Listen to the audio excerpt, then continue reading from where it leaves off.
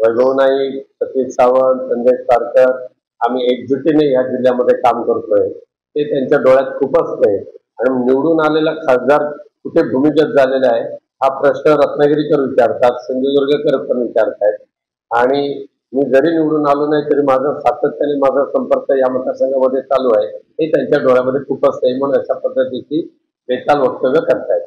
ते नितेश राणेच्या कोणत्या आरोपाला आम्ही सिरियसली घेतच नाहीये। त्यांना जे मंत्रिपद मिळालेलं आहे त्याची गुरमी आणि मस्ती त्यांच्या डोक्यामध्ये एवढी भिनलेली आहे त्याच्यातूनच अशा पद्धतीचं वक्तव्य ते करत असतात। बेडवलकरची जी हत्या ज्या पद्धतीने केली, त्याला किडनॅप करून नेलं, त्याला कोंडून ठेवलं, त्याला मारलं आणि नंतर पेट्रोल घेऊन त्याला जाळून टाकलं, याच्या पाठीमागे एकनाथ शिंदे गटाचे म्होरके आहेत, निलेश राणेंचे समर्थक आहेत, ते सिद्ध झालेले आहे। पोलिसांनी ते खणून काढले तिथे आणि प्रणय सावंत आणि नैना सावंत यांना ज्या पद्धतीने नितेश राणेच्या समर्थकांनी मारलं, त्यांचा भ्रष्टाचार उघड केला म्हणून हे सुद्धा आता रेकॉर्डवर आलेलं आहे।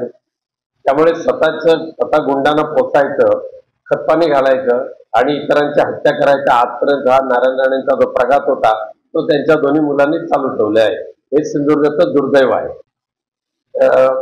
जसजसे आता महापालिका आणि स्थानिक स्वराज्य संस्थांच्या निवडणुका जवळ येतील तसतसं या महाराष्ट्रामध्ये भारतीय जनता पक्ष शिंदे गटाला नामशेष करण्याचा प्रयत्न 100% करणार आहे। त्याची ती सुरुवात झालेली आहे आणि शिंदे गट हा भाजपाला नकोच आहे, त्यातल्या त्यात ऍडजस्टमेंट म्हणून अजित पवार गटाला ठेवतील आणि भाजपा आणि अजित पवार गट शिंदे गटाचं विसर्जन करतील। मी ज्या वेळेला खासदार होतो त्यावेळेला शेकडोनी नवीन BSNL टॉवर्स आम्ही मंजूर करून घेतले, त्याच्यापैकी जवळजवळ 100च्या आसपास BSNL टॉवर उभे झाले, कार्यान्वित झाले, पण पुढे जी त्याचे पाठपुरावा करायला पाहिजे तो मात्र या निवडून आलेल्या खासदार नारायण राणे यांच्याकडून होतच नसल्यामुळे BSNL यंत्रणा पूर्णपणे ठप्प झालेली आहे। आज मी त्याचा आढावा घ्यायला BSNLच्या संबंधित अधिकाऱ्यांना भेटणार आहे। त्यांच्या आयुष्यात 30 जून पर्यंत मुंबई गोवा रस्ता पूर्ण होऊ शकणार नाही। आज मला भीती वाटते परशुराम घाट या पावसाळ्यामध्ये सुद्धा पडेल। चिपळूणचं ब्रिज आहे, पालीचं ब्रिज आहे, लांजाचं ब्रिज आहे, एक ब्रिज पूर्ण व्हायला किमान अजून 1.5 वर्ष लागतील आणि त्यानंतर संगमेश्वर ते पाली आणि त्यानंतर रायगड जिल्ह्यातला खूप मोठा पॅच जो राहिलेला आहे तो पूर्ण करून घेण्यासाठी सुद्धा किमान 1 वर्ष जातील अजून। हे माननीय नारायण राणे साहेबांना माहिती आहे का चिपी विमानतळाची मुंबई सेवा बंद झालेली आहे का? एकदा जरा त्यांना सुद्धा प्रश्न विचारा।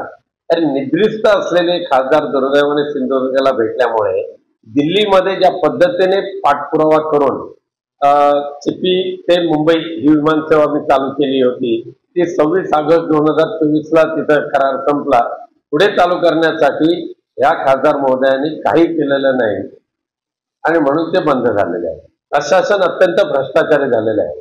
बघा आता तुम्ही संपूर्ण महाराष्ट्रातल्या प्रशासकांच्यावर ज्या धाडी टाकल्या जातात, करोडो रुपयाचं घबाड त्यांच्या घरामध्ये मिळते। त्यामुळे सध्याचं जे शासन आहे ते शासन आणि प्रशासन एकत्रित म्हणून एवढी लुटमार महाराष्ट्राची करतायत आणि त्यामुळे असे भ्रष्टाचारी अधिकारी निर्माण करण्याचं काम सध्याचं हे त्रांगडं सरकार करते। आज सिंधुदुर्ग जिल्ह्यामध्ये म्हणजे अख्ख्या महाराष्ट्रामध्ये सर्वात जास्त ड्रग सप्लाय कोणत्या जिल्ह्यात होत असेल तो सिंधुदुर्ग जिल्हा।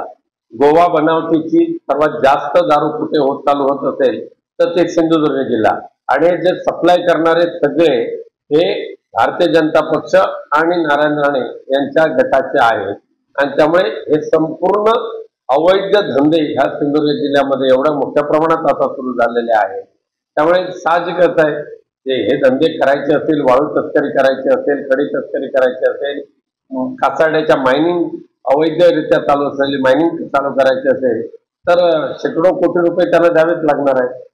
अक्का बुक्का हे सगळे राणे कुटुंबीय, नारायण राणे कुटुंबीय।